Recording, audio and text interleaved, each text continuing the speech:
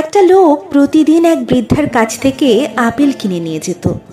Apple কেনার পর লোকটি প্রতিদিনের মতো একটা আপেল বার করে বলতো, আপনার আপেলগুলো আজও পানসে, একদম মিষ্টি না, এই নিন একটা খেয়ে দেখুন। এই বলে নিজের কেনা আপেল থেকে একটা আপেল বৃদ্ধার দিকে বাড়িয়ে দেয়।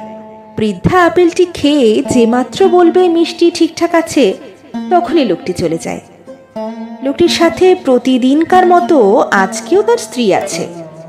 হাঁটতে হাঁটতে স্ত্রী বলল, তুমি প্রতিদিন মিথ্যে বলো কেন? আমি আপেলগুলো খেয়ে দেখেছি, বেশ ভালো এবং মিষ্টি। লোকটি বলল, আসলে আপেলগুলো মিষ্টি আমি জানি, কিন্তু তুমি দেখোনি বৃদ্ধার চেহারা, অনেক কষ্টে তার পেটের খাবার জোটে। আমি না হয় প্রতিদিন মিথ্যে বলে নিজের ভাগের একটা করে আপেল তাকে দিয়ে দিই।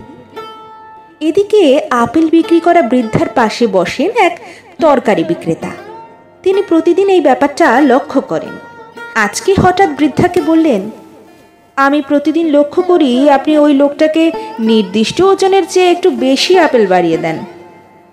বৃদ্ধা হেসে বলল, আমি জানি, সে প্রতিদিন আমাকে মিথ্যে বলে একটা খাইয়ে দিয়ে চলে যায়। সে মনে করেছে আমি তা বুঝি না।